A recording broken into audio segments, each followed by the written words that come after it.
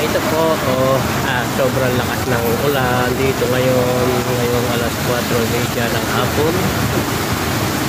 Grabe, lakas ng ulan. Grabe. Ito po ang kaganapan na lakas ng ulan, yun, tunaw na yung yelo. Kaya, grabe yun, naanggihan na kami dito. Lakas ng ulan, may hangin pa na medyo malakas din. Kaya ito, ingat tayo